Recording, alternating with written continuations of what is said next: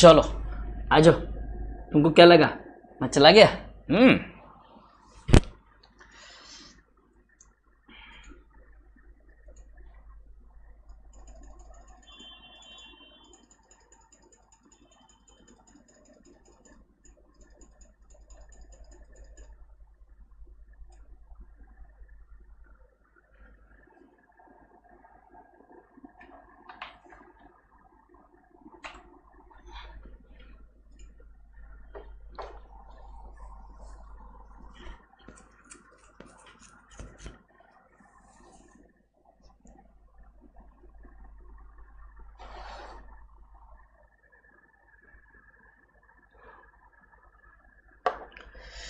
Yes, very very good morning, very very good morning, very very good morning. कल खत्म हो गया तो बहुत से लोग ऐसे हैं कि गायब ही हो गया। आज तो आ ही नहीं रहे लेक्चर में, 9 लोग बस। अक्षय, मुस्कान, अनमोल, खटाड़े, हिमानी, अबरार, गरिमा। गरिमा कल दिखे नहीं लेक्चर में।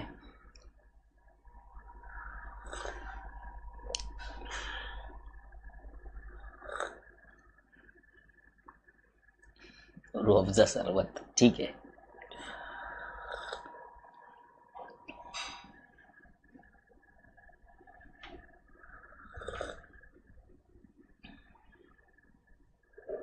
वेरी गुड मधुर।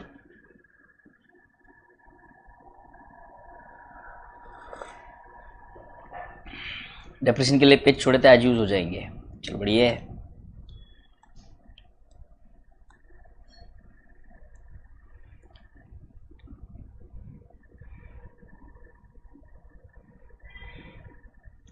देखो डिप्रिसिएशन में कल मैंने शुभम को फ़ोन किया था, जब उसकी बातों से मुझे पता चला कि 6 लेक्चर हुए थे और 6 लेक्चर में हमने कुछ 9 सम्स कंप्लीट किए थे सर। 9th इलस्ट्रेशन किया था।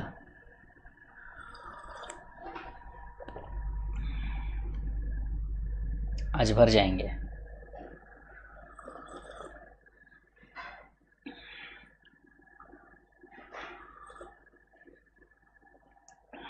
अबरार,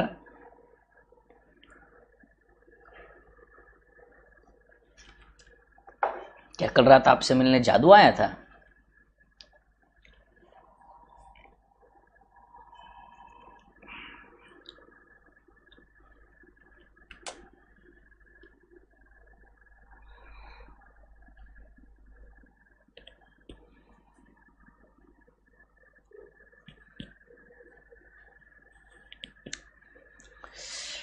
तो चलो मेरे प्यारे प्यारे बच्चों, we are done with illustration number 9।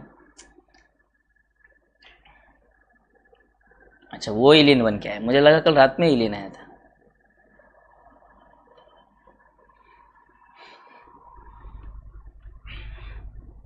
आ जाइए। चेंज इन डिप्रिसिएशन का एक नया कॉन्सेप्ट हमें समझना है।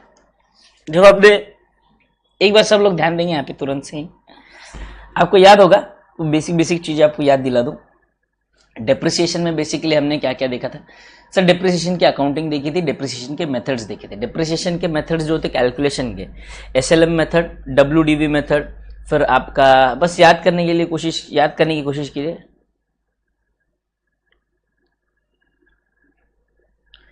जादू ने अबरार का काट लिया, अबरार को काट लिया। अच्छा ठीक है, हो सकता है, ठीक है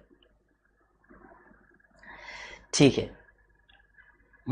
चलो जाने दो, अभी जादू और अबरार को रखो साइड में। अभी यहाँ पे कॉन्सेप्ट पे आ जाओ, ध्यान से सुनो। यहाँ पे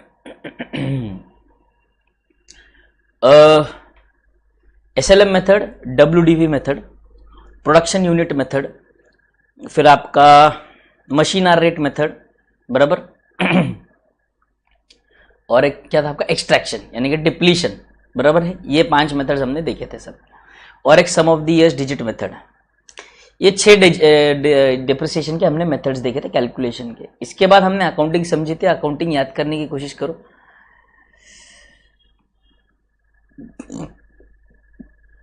अकाउंटिंग याद करने की कोशिश करो तो 2 मेथड्स थे अकाउंटिंग के, एक maintaining asset at cost and दूसरा मेंटेनिंग एसेट एट डब्ल्यूडीवी। तो मेंटेनिंग एसेट एट डब्ल्यूडीवी जो है बेसिकली हम जो पहले से बचपन से 11th स्टैंडर्ड से पढ़ते आ रहे हैं, ये वो डिप्रिसिएशन है। इसमें जब हम एसेट परचेस करते हैं तो हम एसेट की एंट्री करते हैं, asset account debit to cash और बैंक और वेंडर, बराबर है। दूसरे मेथड में भी अगर हम एंट्री करेंगे एट कॉस्ट वाले मेथड में तो सेम एंट्री आएगी sir, asset account debit to cash, bank और वेंडर। अब मान लीजिए डेप्रिसिएशन चार्ज करना है, तो when the asset is maintained at WDV, यानी कि यहाँ पे हमें एसेट की वैल्यू कम करनी है सर, एसेट की वैल्यू कम करनी है। मैंने लिखा हुआ होना चाहिए ना, रिवाइज करने में आसानी होगी।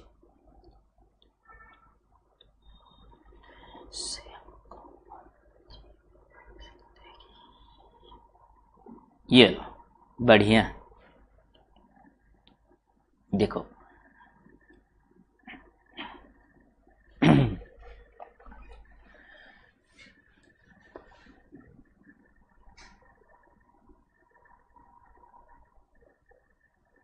नहीं बेटे, ये ऑलमोस्ट 6 लेक्चर्स इसकी कंप्लीट हो चुके थे खटाड़े, तो हम आगे कंटिन्यू कर रहे हैं। सिर्फ थोड़े से एक बार कॉन्सेप्ट्स रिवाइज करवा दो, रिवाइज करवा के आगे बढ़ेंगे। Asset maintain at WDV and asset maintain at cost. तो जब हम एसेट परचेस करते हैं तो एंट्री करेंगे asset account debit to bank और vendor, asset account debit to bank और वेंडर। बट सर फर्क यहाँ पर कब पड़ जाता है, जब हम डेप्रिसिएशन चार्ज करते हैं। तो WDV पे अगर आप WDV पे अगर आप एसेट मेंटेन कर रहे हो तो entry will be depreciation account debit to asset.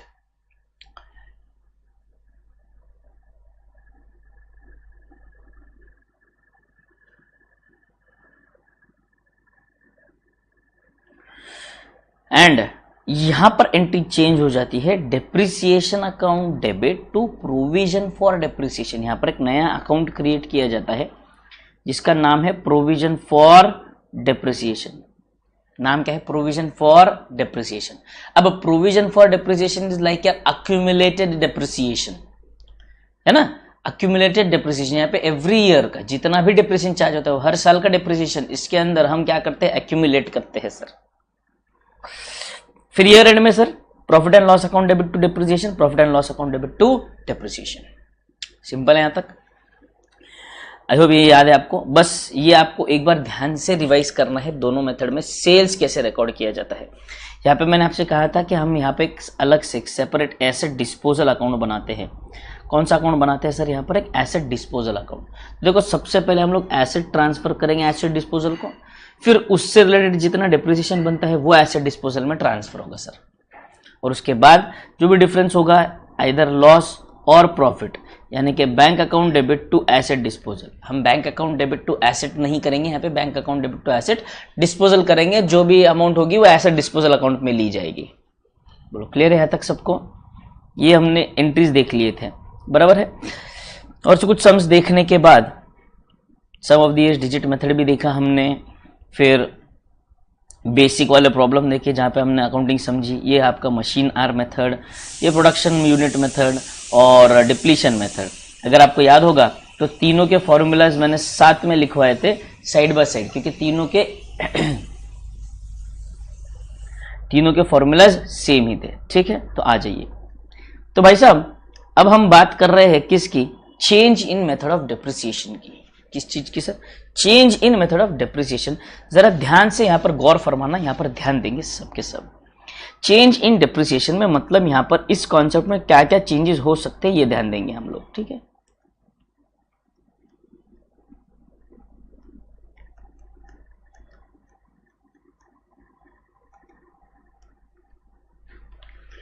Changes in depreciation है ना, यहां पर ध्यान देंगे।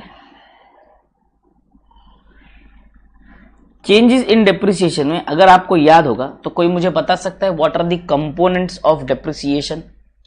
सर कंपोनेंट्स ऑफ डेप्रिसिएशन की बात करेंगे अगर आप हमारे साथ, तो हम आपको बता देते हैं। तो सबसे पहले आता है सर उसका हिस्टोरिकल कॉस्ट, उसके बाद आता है सर उसका एस्टिमेटेड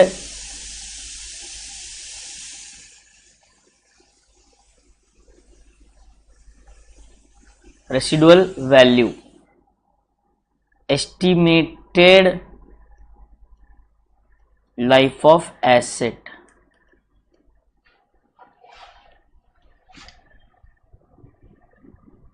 और मेथड ऑफ डेप्रिसिएशन।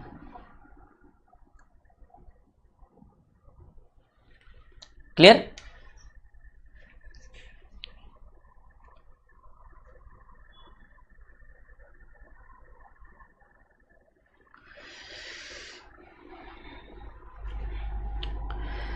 कॉस्ट की बात अगर हम करें तो कॉस्ट चेंज होगा क्या सर? कॉस्ट कभी चेंज हो ही नहीं सकता, क्योंकि वो हिस्टोरिकल कॉस्ट है बेटे। हिस्टोरिकल कॉस्ट चेंज होगा क्या? वो नहीं हो सकता सर। अब यहां पे नाम में समझ में आता है एस्टिमेटेड रेसिडुअल वैल्यू, तो एस्टिमेटेड रेसिडुअल वैल्यू चेंज हो सकता है क्या sir? Yes, this can change, and if this changes the proportion of depreciation will change. Estimated useful life change हो सकता है क्या सर? डेफिनेटली चेंज हो सकता है, डेफिनेटली चेंज हो सकता है।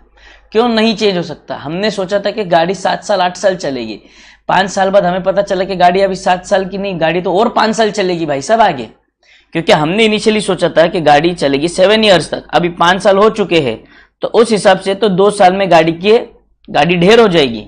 बट नहीं, हमने एक मैकेनिक से, उसके डॉक्टर से चेक करवाया, तो डॉक्टर साहब ने कहा कि गाड़ी की जो कंडीशन है ये तो टकाटक है, ये चलेगी, लंबा चलेगी सर। ये लंबा चलेगी मतलब ये सर कब तक जाएगी सर? ये जाएगी और 5 साल चलेगी सर। तो मतलब यहां पर लाइफ की एक्सपेक्टेशन और बढ़ गई है सर, लाइफ की एक्सपेक्टेशन बढ़ गई है। तो लाइफ की एक्सपेक्टेशन बढ़ जाने की वजह से यहां पर भी चेंज आ सकता है। तो अगर ये कंपोनेंट भी चेंज हो जाएगा तो प्रोपोर्शन यहां पर भी चेंज हो सकता है, और मेथड फॉर डेप्रिसिएशन भी चेंज हो सकता है। SLM मेथड से हम WDV मेथड पर जा सकते हैं, या WDV मेथड से SLM मेथड पर भी जा सकते हैं। सर ऐसे कैसे? ये तो चलो हम मान लेते हैं, ये भी चलो हम मान लेते हैं, बट ये कैसे? ऐसे कैसे हम मान ले कि डेप्रिसिएशन का मेथड भी चेंज कर देंगे सर? अब कृपया यहां पर ध्यान दें। बात यह है कि सर देखो ये तो एस्टीमेट है। देखो 2 चीजें होती है बेटे, एक होती है अकाउंटिंग पॉलिसी,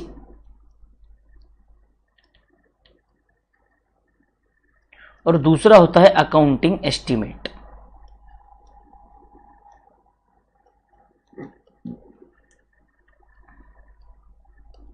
अकाउंटिंग एस्टीमेट की उदाहरण अगर आपको मैं दूं तो यही है, estimated residual value, estimated life of asset, reserve for doubtful debts, ये सारे अकाउंटिंग एस्टिमेट्स है।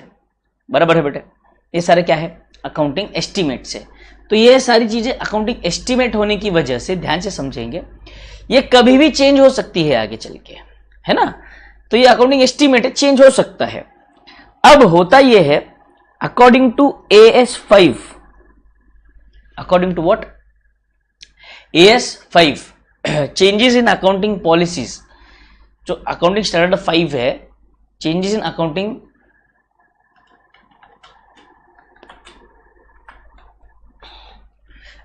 स्टैंडर्ड 5 है, जो उसकी अगर मैं बात करूं तो it deals with net profit और loss for the period, prior period items and changes in accounting policies, ऐसा नाम है स्टैंडर्ड का। क्या नाम है स्टैंडर्ड का सर? सर लिख के दिखाएंगे क्या? नेट प्रॉफिट और loss for the period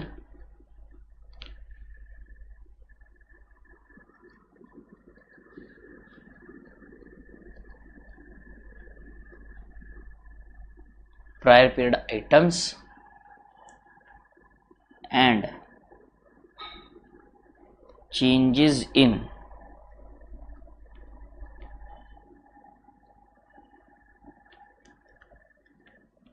accounting policy. Clear? बोले यहां तक क्लियर? ये AS5 का नाम है, ये है आपका AS5। तो मैंने आपसे कहा था कि sir profit and loss account जो हम बनाते हैं डेफिनेटली मैचिंग कॉन्सेप्ट के हिसाब से बनाते हैं, बट उसको एज अ बैकिंग जो है वो AS5 की है बेटे। देखो अगर आप नाम समझेंगे तो नेट प्रॉफिट और loss for the current period और फॉर द पीरियड, तो profit and loss account is formed और is prepared on the basis of AS5। AS5 के कहने पे हम क्या करते हैं? Net profit and loss account बनाते हैं। तो बेसिकली होता यूं है कि जो भी कोई ट्रांजैक्शन है, किसी भी प्रकार का कोई भी ट्रांजैक्शन जब होता है, वो जितने भी हमारे स्टैंडर्ड है वो सारे स्टैंडर्ड्स घूम कर आता है कि भाई AS1 मुझे एप्लीकेबल है क्या? नहीं। 2 एप्लीकेबल है क्या? नहीं। 3 एप्लीकेबल है क्या? नहीं। 4 एप्लीकेबल है क्या? नहीं। 5 एप्लीकेबल है क्या? 5 बोलता है रुको मेरे पास नहीं आना, पहले और भी स्टैंडर्ड्स है उन सबके पास चले जाओ, जहां जहां जाओ, अगर कोई एप्लीकेबल नहीं होता है तो तुम्हें मैं सहारा दूंगा। समझ में आ रहा है आपको? तो कोई भी ट्रांजैक्शन हो, हर प्रकार के ट्रांजैक्शन का कोई ना कोई एक डिफरेंट स्टैंडर्ड है। अगर आपका एक स्पेसिफिक कोई ट्रांजैक्शन है तो आपका ट्रीटमेंट या आपकी अकाउंटिंग या आपके रिकॉर्डिंग उस स्टैंडर्ड के हिसाब से की जाएगी। बट आपके लिए कोई स्पेसिफिक ट्रांजैक्शन के लिए, उस स्पेसिफिक ट्रांजैक्शन के लिए कोई स्टैंडर्ड नहीं है, तो आपको लौट कर वापस कहां आना है? AS5 के पास आना है। AS5 कहेगा कि आ जाओ, मेरे पास जगह है profit and loss account statement में। अगर आप एक्सपेंस हो तो आ जाओ, बैठ जाइए डेबिट साइड पर। अगर आप इनकम हो तो आ जाइए, बैठ जाइए क्रेडिट साइड पर। यह है AS5 बेटे। तो AS5 में ये प्रॉफिट एंड लॉस की बात करते हैं। और इसके अलावा दूसरा prior period items. Prior period items मतलब याद करने की कोशिश कीजिए, हमने रेक्टिफिकेशन ऑफ एरर में पढ़ा था कि प्रॉफिट एंड लॉस एडजस्टमेंट के थ्रू हम प्रायर पीरियड आइटम्स यानी कि rectification in the next year, जब हम ईयर चेंज करके रेक्टिफिकेशन करते थे तो वहां पे हम अकाउंट यूज करते थे नॉमिनल के लिए, profit and loss adjustment account. सारे नॉमिनल अकाउंट्स को हम profit and loss adjustment account से एडजस्ट करते थे। याद आया सबको? तो ये profit and loss adjustment account, ये भी देन किसकी है? AS5 की। AS5 कहता है कि करंट ईयर के पीरियड्स, करंट पीरियड के आइटम्स जो भी होंगे वो सब अलग रखे जाएंगे, और प्रायर पीरियड की कोई आइटम होंगी तो उसको कैसे रिकॉर्ड करना है और कैसे उसको सेपरेट डिस्क्लोजर देना है, ये भी AS5 बताता है। फिर AS5 बात करता है चेंजेस इन अकाउंटिंग पॉलिसी की। अब यहां पर AS5 जब अकाउंटिंग पॉलिसी की बात करता है तो वो दो चीजों की बात करता है बेटे। वो एक बात करता है अकाउंटिंग पॉलिसी की और दूसरी बात करता है अकाउंटिंग एस्टिमेट की। दो चीजें हैं अकाउंटिंग स्टैंडर्ड AS5 में। तो वो कहता है कि अगर आप अकाउंटिंग पॉलिसी चेंज करते हो, अगर आप अकाउंटिंग पॉलिसी चेंज करते हो, then you will have to give a retrospective effect. Which effect? Retrospective effect. But अगर आप अकाउंटिंग एस्टिमेट चेंज करते हो तो आपको देना पड़ेगा प्रोस्पेक्टिव इफेक्ट। वाह वाह वाह, मजा आ गया सर सुन के, समझ में एक घंटा कुछ नहीं आया।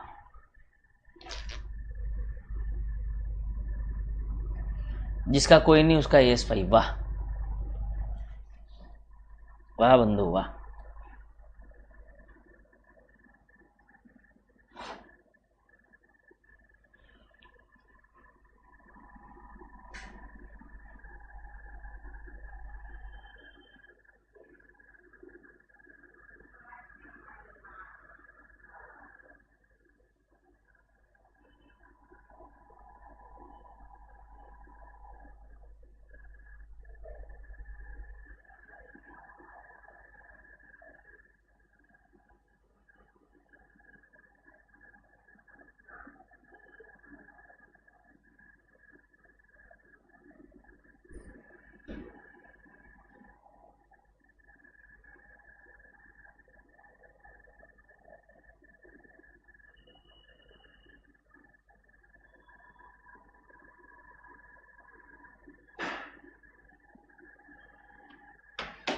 ठीक है,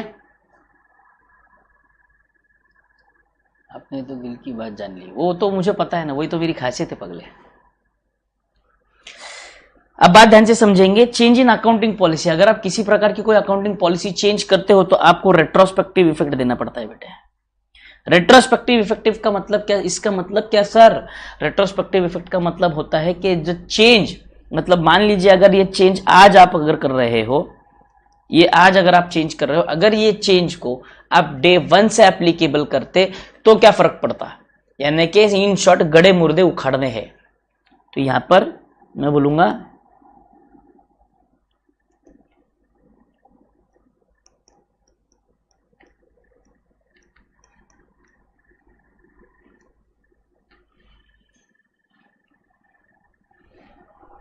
और प्रोस्पेक्टिव इफेक्टिव का मतलब क्या? कि भाई जो पिछला हो गया, आगे बढ़ो। इसका मतलब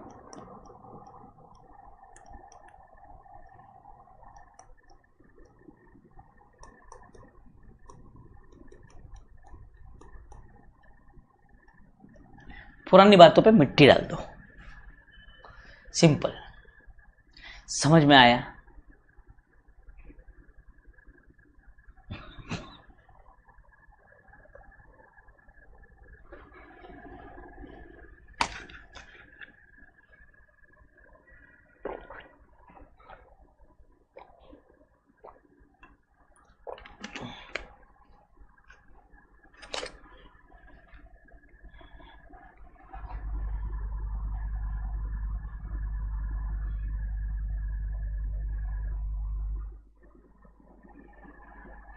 अब बोलो क्लियर, ढोक लो, मुर्दे पे मिट्टी मत डालो, मुर्दे पे ऑलरेडी मिट्टी पड़ी हुई है तो उसको जाके उखाड़ना है।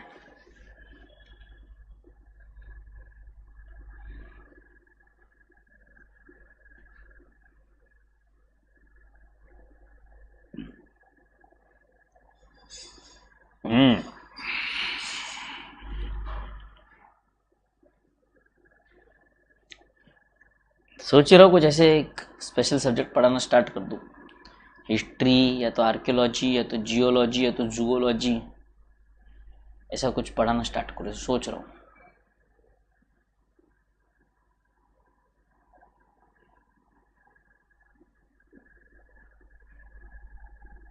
मुर्दे उखाड़ के क्या करना, उन्हें ठीक करना और क्या करना है। ठीक है, यहां तक क्लियर है सबको? बढ़िया।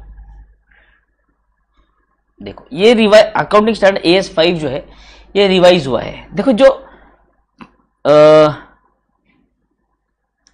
क्या कहते हैं, estimated residual value and estimated life, ये तो considered as, these are basically considered as what,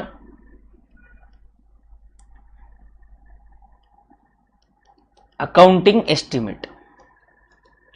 ठीक है, these are basically considered as accounting estimate।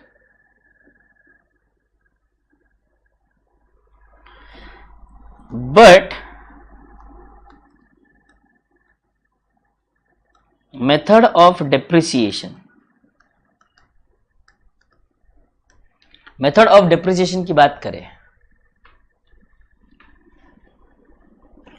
Method of depreciation, अनमोल पे मुझे पता नहीं बहुत डाउट आने लगा है अभी आजकल।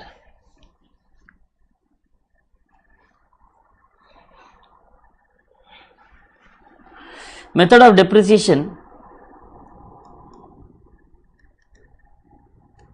Previously considered as accounting policy after revised AS5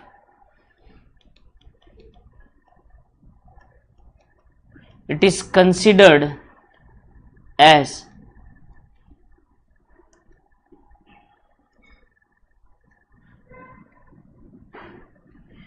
change in accounting estimate। अब ऐसा क्यों?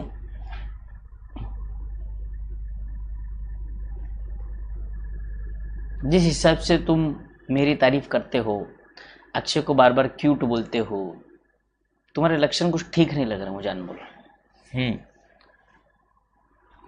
अब तो इस पार्ट पे आ जाओ, थोड़ा सा ध्यान देना यहां पर। देखो डेप्रिसिएशन मेथड चेंज करने के पीछे रीजन क्या है?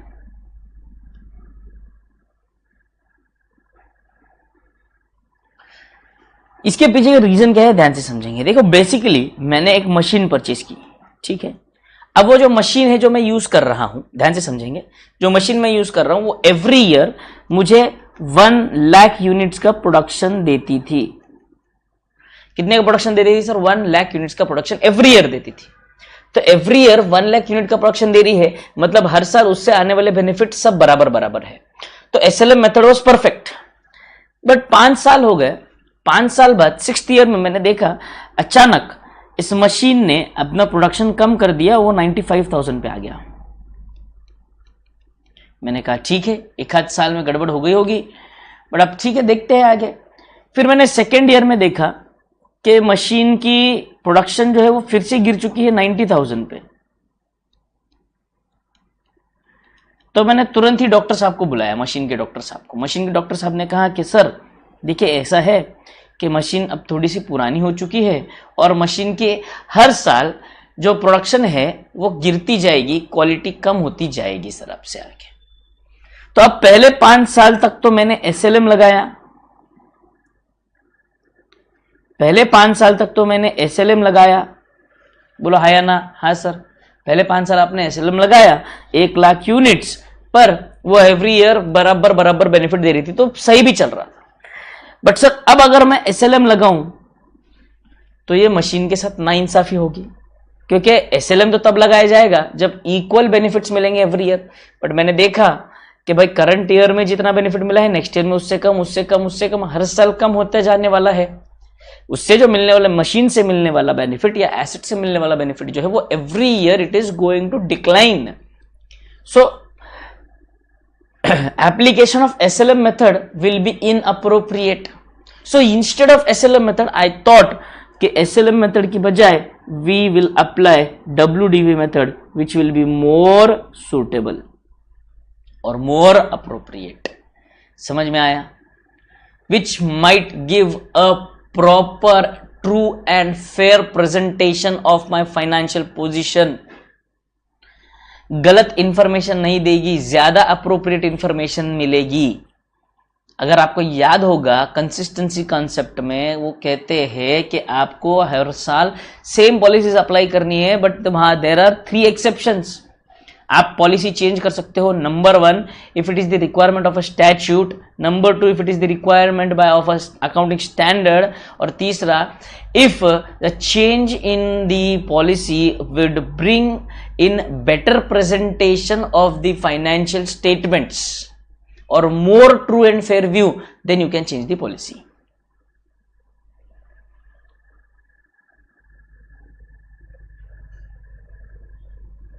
हाँ, अनमोल वो है, ये पता नहीं था मुझे। क्या अनमोल? छी, मुझे बहुत उम्मीद थी तुमसे, सारी उम्मीद पे पानी फेर दी तुमने। छी,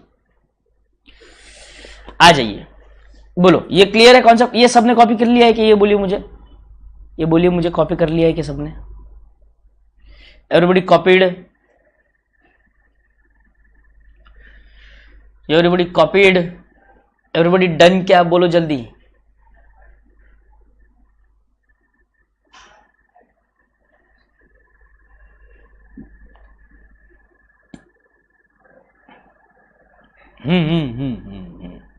अक्षय देसाई सही पकड़े हो। वो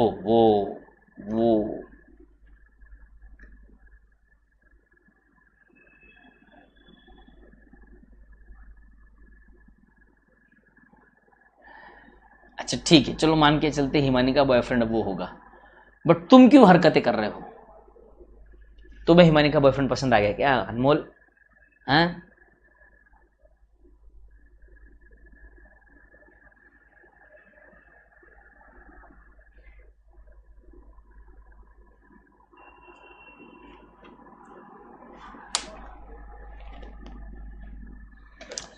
एवरीबॉडी नोट डाउन कर लिया है सबने? वो बोलिए आगे बढ़ता हूं।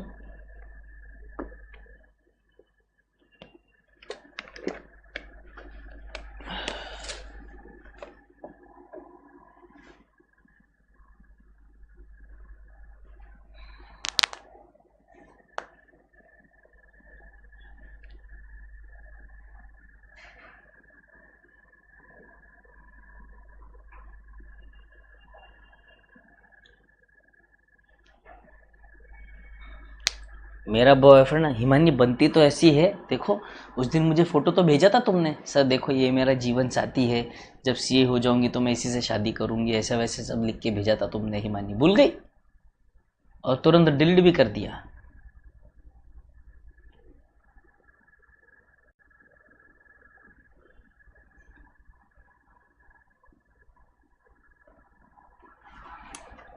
पता नहीं फिर हिमानी, उस दिन लास्ट टाइम तुमने जो मुझे बताया था वो कौन था? हाँ चलो आ जाइए।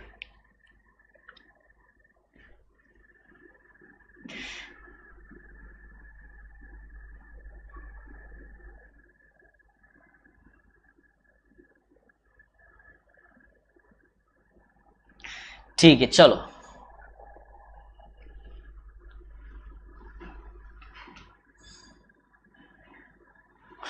चलो चलो चलो चलो आ जाओ, अभी बस हो गया, बस हो गया टाइम पास, आ जाओ।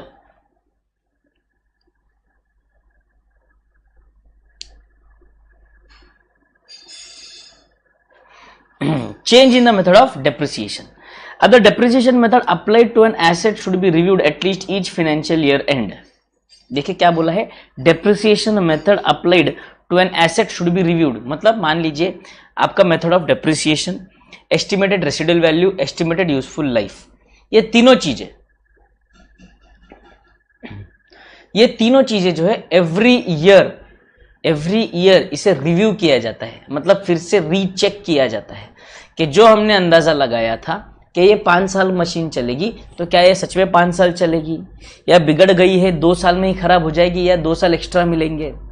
एस्टिमेटेड रेसिडुअल वैल्यू देखा जाएगा कि हर साल क्या भाई एस्टिमेटेड रेसिडुअल वैल्यू इतना ही होगा, या कुछ मिलेगा भी या नहीं मिलेगा पैसा, या कुछ ज़्यादा मिलेगा।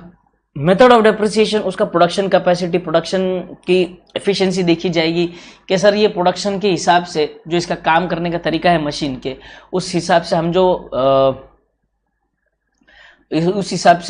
क्या कहते हैं आपका डेप्रिसिएशन मेथड जो है वो सही है या नहीं है, ये सारी चीजें है बेटा, ठीक है।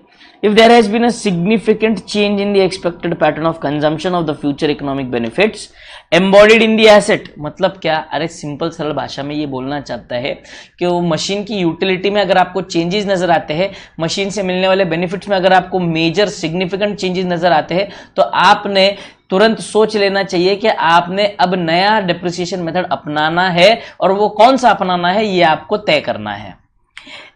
The method should be changed to reflect the changed pattern. Whenever any change in depreciation method is made, such change method is treated as change in accounting estimate as per accounting standards. Its effect need to be quantified and disclosed separately. तो यहाँ पर उसका effect जो है वह हमें quantify करके देना पड़ता है। अब क्वांटिफाई करके देना पड़ता है मतलब कि क्या, कि करंट ईयर में, एक साल में एटलीस्ट आपको उस ईयर में आपको चेंज, जब मेथड चेंज करेंगे तो आपको ये बताना पड़ेगा कि सर देखिए, अगर हम ये डिप्रिसिएशन का पहले हम एसएलएम मेथड लगा रहे थे, अब हम डब्ल्यूडीवी मेथड लगा रहे हैं, तो अगर हम एसएलएम मेथड लगाते तो ये डिप्रिसिएशन आता, डब्ल्यूडीवी मेथड लगाने से ये डिप्रिसिएशन आ रहा है, इसकी वजह से ज्यादा डिप्रिसिएशन दिख रहा है। क्लियर है? चेंज इन अकाउंटिंग एस्टिमेट में affect the current period only और both the current period and future periods.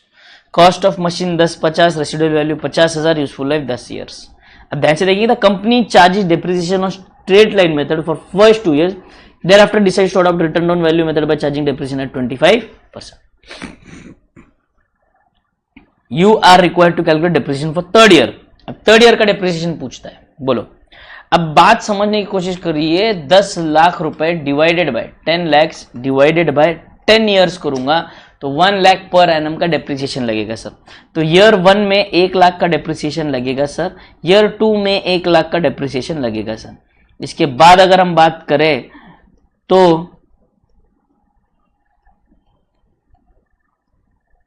तो हमारा जो WDV बच जाता है एसेट का वो है 8 लाख सर।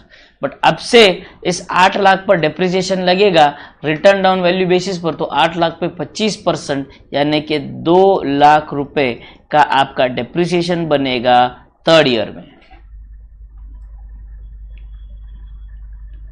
ऐसा कुछ जरूरी नहीं है जतिन कि मैक्सिमम टाइम इसी में चेंज होगा या उसी में चेंज होगा, वो डिपेंड करता है सिचुएशन पर बेटे।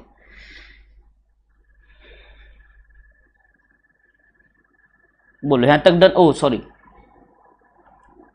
ये कितना है? 10,50,000 था ना, 10,50,000, ये हो जाएगा आपका 8,50,000, और 8,50,000 इंटू 25%,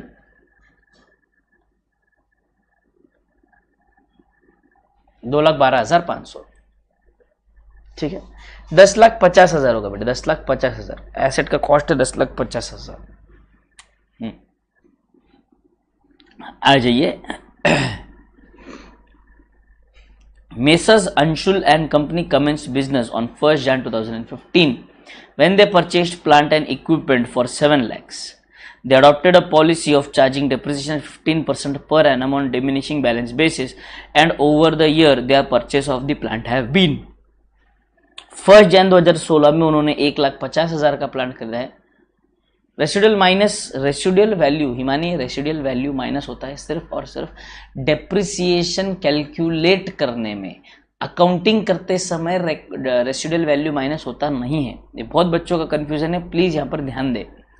रेसिडुअल वैल्यू में माइनस करता हूं कॉस्ट में से only and only for calculation of only and only in calculation of depreciation, only and only calculation of depreciation. But accounting करते समय आपने तो 10,50,000 दिए थे, तो 10,50,000 रुपए दिए थे, तो आपका एसेट का वैल्यू तो 10,50,000 ही रिकॉर्ड होगा ना बेटे।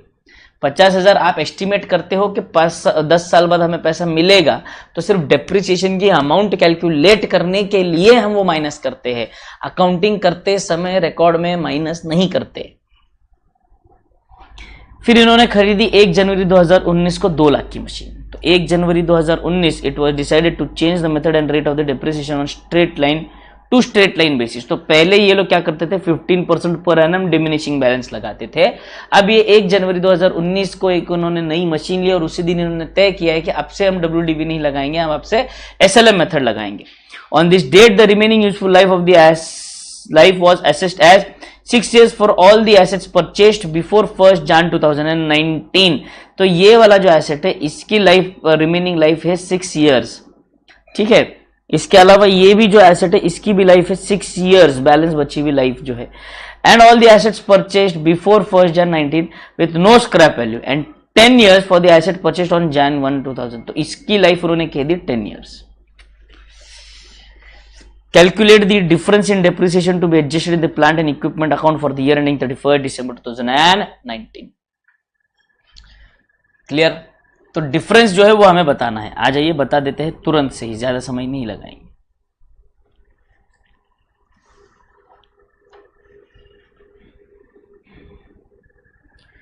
देखिए सबसे पहले हमारे पास एसेट कितने थे सर, 2 एसेट है। Number 1, this is the number 1 asset, this is the number 2 asset, purchased on 1 Jan 15, purchased on 1 Jan 16। 19 का कोई संबंध नहीं, क्योंकि 19 को ही जब हमने परचेस किया वहीं से नया क्या लगेगा, डेप्रिसिएशन का मेथड लगेगा, तो उसका कोई संबंध नहीं है। संबंध पुराने वालों का है, जो 15, 16, 17, 18 और 19 5 साल तक जो चलते आए थे पुराने एसेट, बात उनकी चल रही है भाई साहब। आइए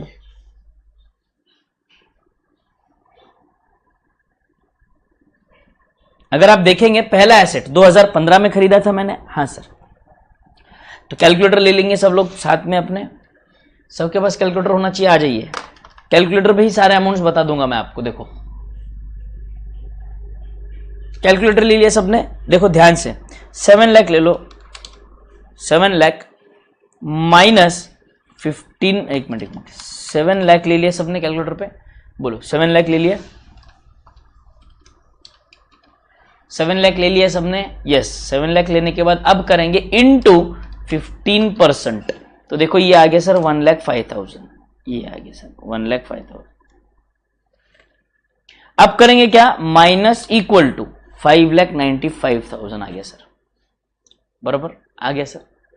फिर से इनटू 15%, 89,250 आ गया सर, माइनस इक्वल टू 5,05,750 आ गया सर। फिर से इनटू 15%, 75,863 आ गया सर, माइनस इक्वल टू 429,887.5 आ गया सर, बराबर है यहां तक। इनटू अगेन 15%, 64,483 आ गया सर, आ गया सर। माइनस इक्वल टू कर दूंगा मैं 365,404 आ गया सर, बढ़िया जा रहा है सर। Into 15% again 54,811। अच्छा 2019 तक नहीं, यहां तक, बस यहां तक, यहीं तक खत्म। 2019 का SLM मेथड आएगा, यहां पर SLM मेथड से चलेगा ना।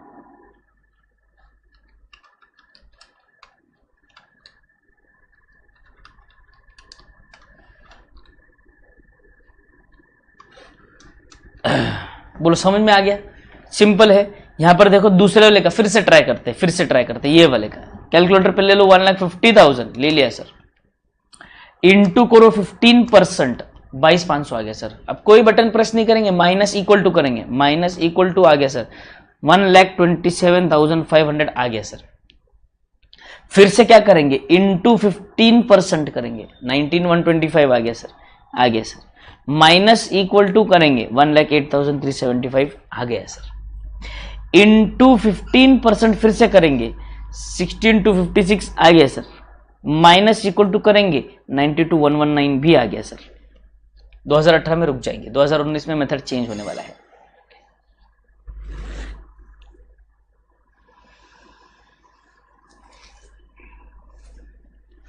डन, आ जाइए देखिए अब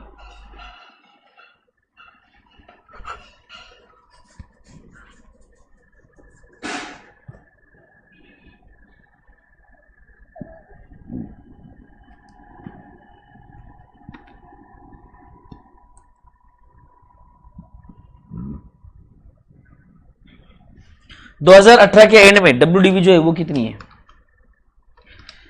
365,404 प्लस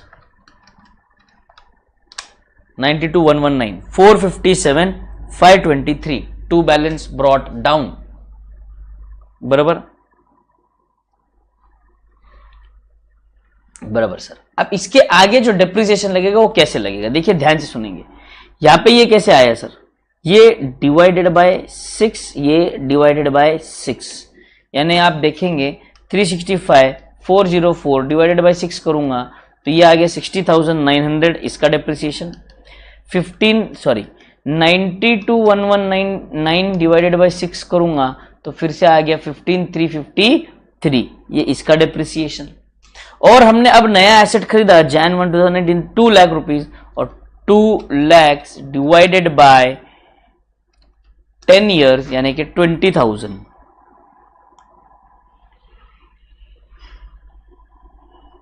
ये आ गई टोटल डेप्रिसिएशन और ये बैलेंसिंग फिगर, खत्म। बोलो समझ आया क्या, सिंपल है, कुछ भी दिक्कत है इसमें, कोई भी दिक्कत है, सिर्फ कैलकुलेशन है। मैं अकाउंट्स इतना ही पूछा इन्होंने, ज्यादा कुछ है ही नहीं अकाउंट में।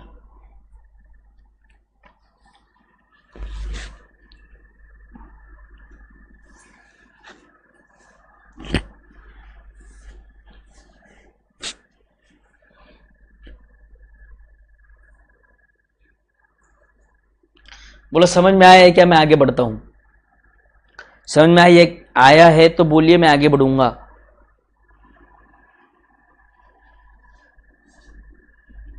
अनमोल क्योंकि क्वेश्चन में बोला ना बेटे, जो पुराने एसेट जो है उनके एस्टिमेटेड लाइफ कंसीडर कीजिए, बची हुई लाइफ 6 इयर्स, तो जो उनका जो WDV बचा है वो डिवाइडेड बाय मैंने 6 कर दिया, आगे के लाइफ, आगे का जो लाइफ है उनका उसके ऊपर डिवाइड कर दिया, वो डेप्रिसिएशन आ गया।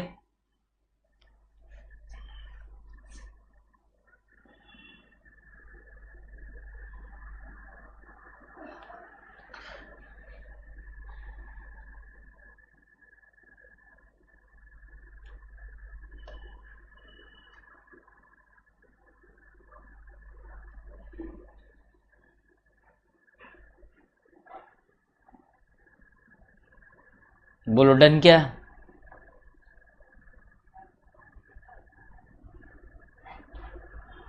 Okay sir, clear.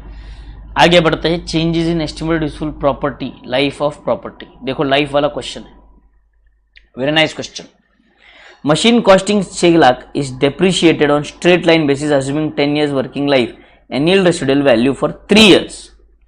3 साल निकाल लिए सर हमने, 6 लाख डिवाइडेड बाय 10 यानी कि 60,000 एवरी ईयर इंटू 3, 1,80,000 का डिप्रिसिएशन लग चुका है।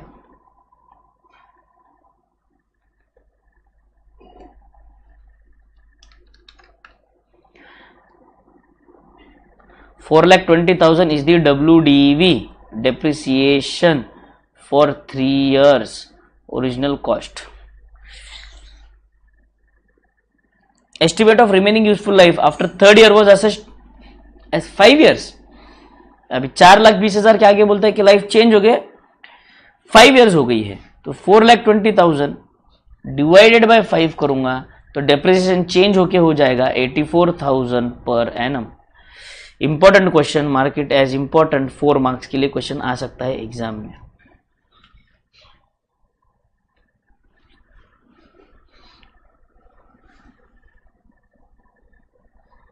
एक बार प्रैक्टिकल क्वेश्चन सारे कार्तिक खत्म हो जाए फिर टेस्ट वाला क्वेश्चन भी देखते हैं। बोलो ये समझ में आया सबको? देखो डिप्रिसिएशन पर ईयर 6 लाख के हिसाब से 60,000 लग रहा था, ठीक है सर। तो 3 साल का हम डिप्रिसिएशन लगा चुके हैं 1,80,000। तो 1,80,000 का डिप्रिसिएशन लगाने के बाद आज की WDV है 4,20,000।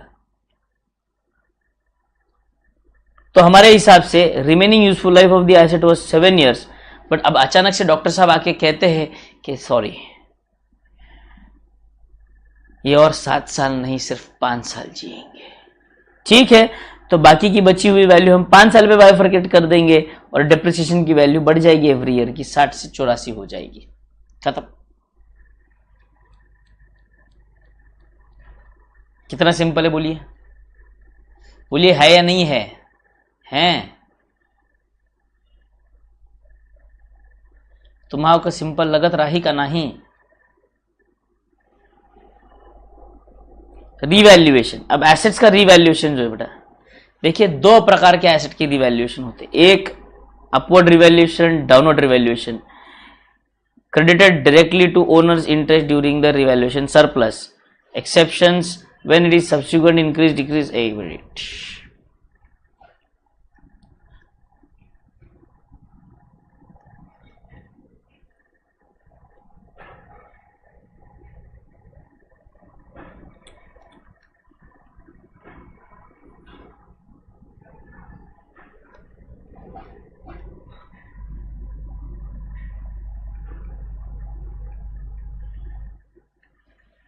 Initial revaluation,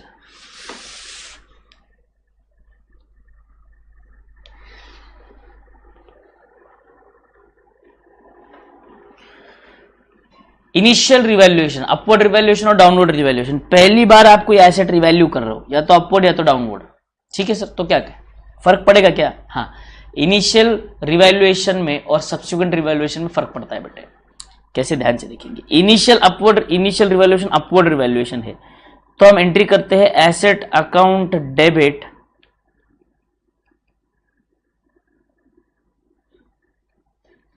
to revaluation reserve, बराबर। पर अगर हमें एसेट की वैल्यू कम करनी है तो हम एंट्री करते हैं profit and loss account debit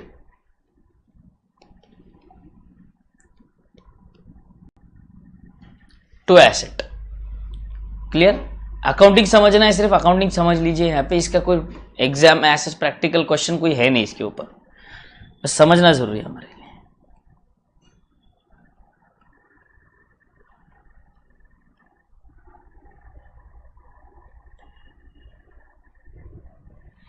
subsequent revaluation,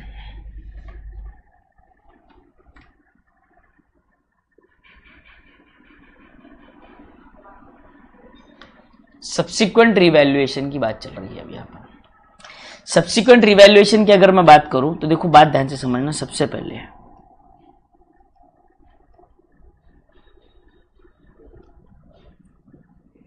initial upward,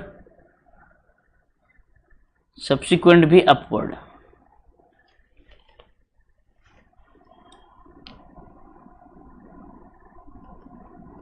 initial upward, subsequently downward।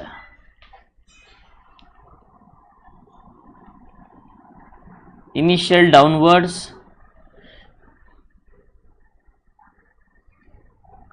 subsequently downwards। Initial downwards, subsequently upwards।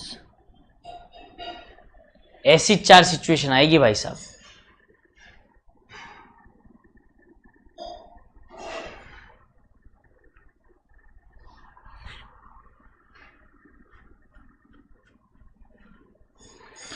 ठीक है, ये सिचुएशन 1 कहूंगा, ये 2 कहूंगा, ये 3 कहूंगा, ये 4 कहूंगा।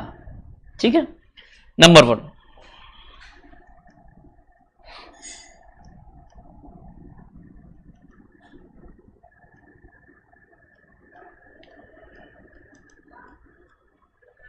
Asset WDV 1 lakh,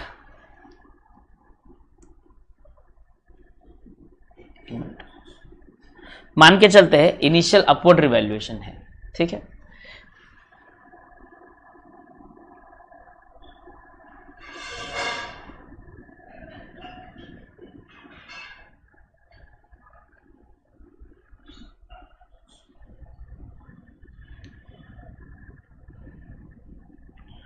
revalued upwards by ₹20,000, ठीक है।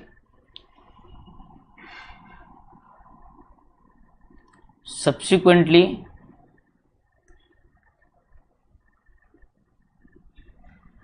upward by ₹10,000, तो इसमें कोई दिक्कत एज सच नहीं है सर। क्यों? क्योंकि पहले ए इनिशियल रिवैल्यूएशन होगा तो हम एंट्री करेंगे asset account debit, asset account debit to revaluation और रिजर्व।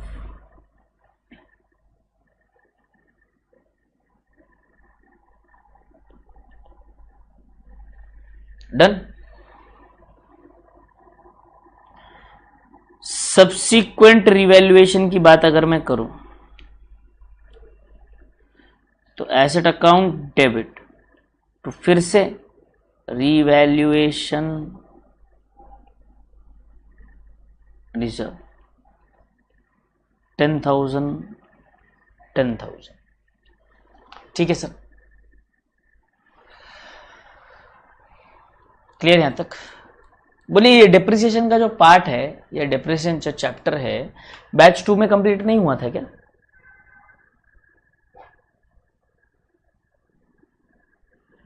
बैच 2 में हुई नहीं कि ये सारी चीजें? मुझे लगा था बैच 2 में हो गया होगा तो मैं छूट जाऊंगा आपसे।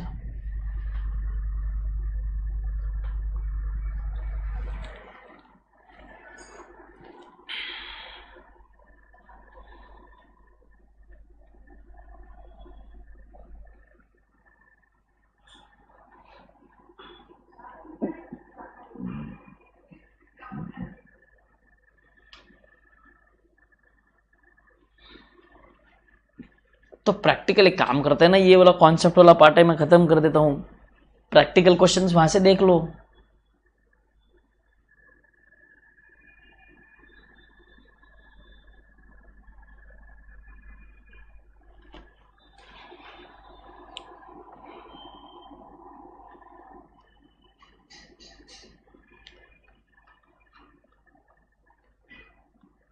एसेट का WDV 1 लाख,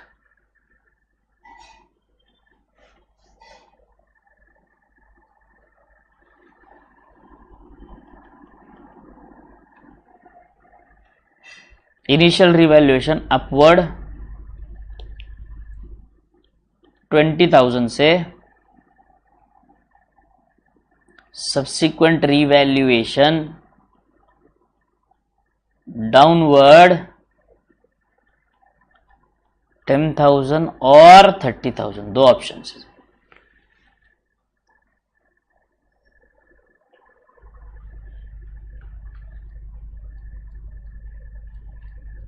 बराबर। अब ध्यान से देखिए, इनिशियल रिवैल्यूएशन जब आप पहली बार रिवैल्यूएशन कर रहे हैं तो यहां पर आप एंट्री क्या करोगे सर? यहां पर हम एंट्री करेंगे asset account debit 20,000 to revaluation reserve 20,000। But यहां पर ध्यान से समझना, ध्यान से सुनना, सब्सिक्वेंट रिवैल्यूएशन मतलब अब दूसरी बार जब आप इसी एसेट को फिर से रिवाइज करने जाओगे, रिवैल्यू करने जाओगे, तब क्या होगा?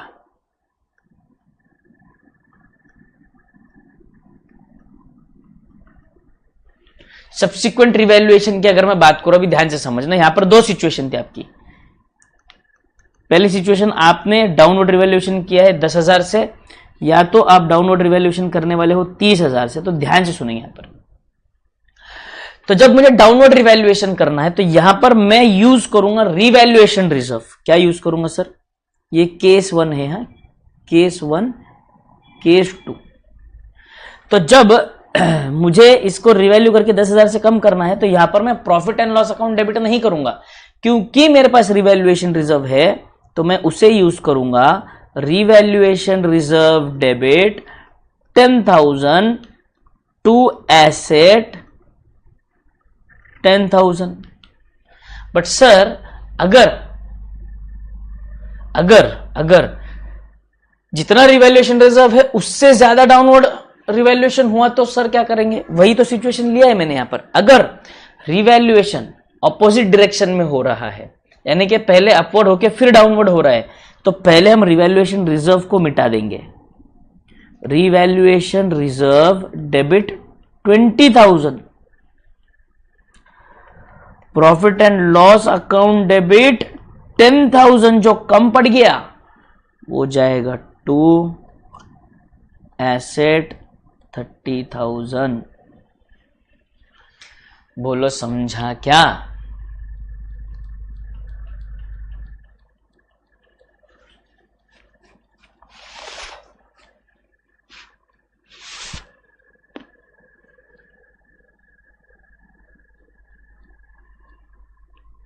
इनिशियल का मतलब होता है पहले, जब हम पहली बार रिवैल्यू करते हैं बेटे, और सब्सिक्वेंट मतलब जब पहली बार रिवैल्यू करने के बाद अगली बार फिर शायद 1 साल बाद या 2 साल बाद जब आपने रिवैल्यू किया है तब की बात।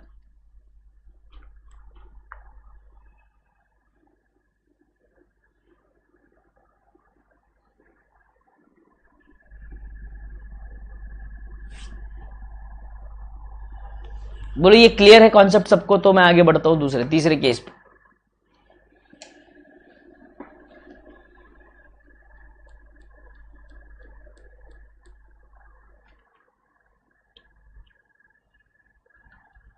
बोलो डन।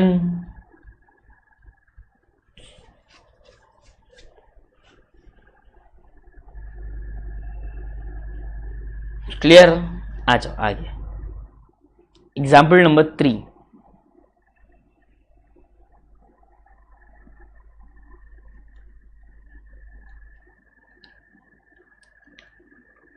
एसेट की WDV है 1 लाख,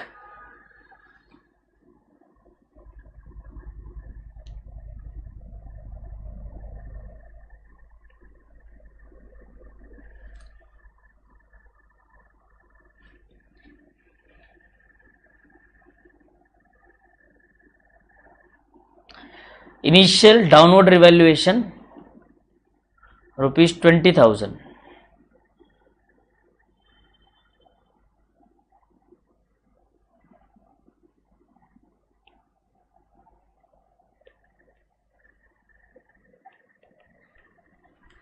सब्सिक्वेंट डाउनवर्ड रिवैल्यूएशन 10,000। ठीक है सर, इसमें कोई दिक्कत आएगी क्या सर? नहीं। देखो इनिशियल जब होगा तो मैं क्या करूंगा,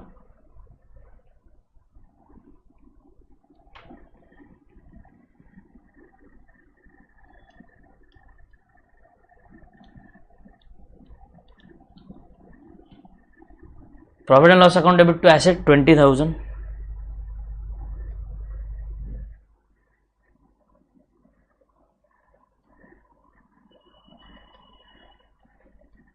फिर से P&L account debit 10,000 to asset 10,000, खत्म। बोलो डन क्या? एवरीबॉडी डन क्या?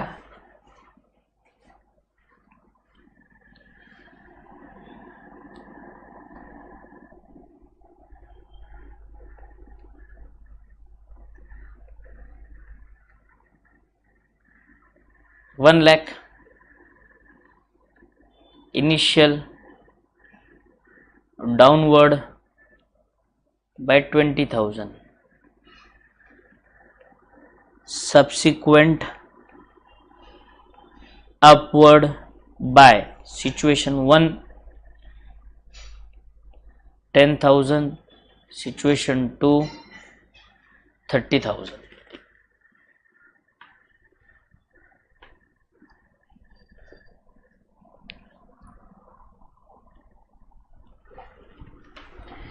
आ जाइए, इनिशियल करना है तो profit and loss account debit हुआ सर 20,000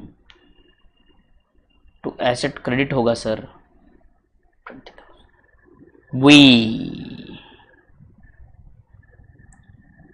सब्सिक्वेंट ध्यान से देखेंगे यहां पर सर,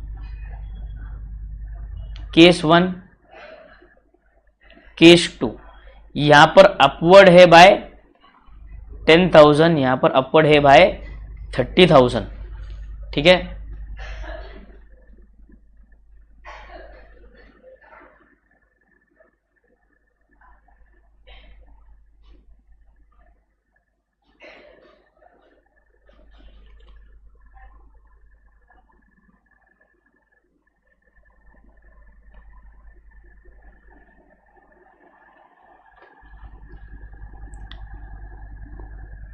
तो देखो सबसे पहले क्या करना पड़ेगा, हमें एसेट को बढ़ाना पड़ेगा ना, तो एसेट अकाउंट डेबिट, बट इस बार मैं रिवैल्यूएशन रिजर्व को क्रेडिट नहीं करूंगा, मैं पहले पीएनएल को क्रेडिट करूंगा।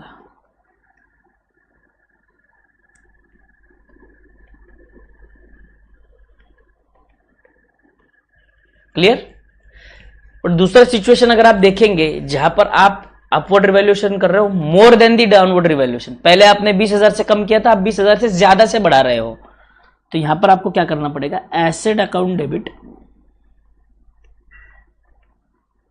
30,000 टू पीएनएल, पहले हमने पीएनएल को 20,000 से डेबिट किया था, तो अब हम उसे उतने से क्रेडिट कर देंगे और बाकी बचा डाल देंगे टू रिवैल्यूएशन रिजर्व से। सिंपल, खत्म। Everybody done till here. तो जो लास्ट इल्लू है वो आप होमवर्क कर लो, वरना मैं कल सॉल्व करवा दूंगा।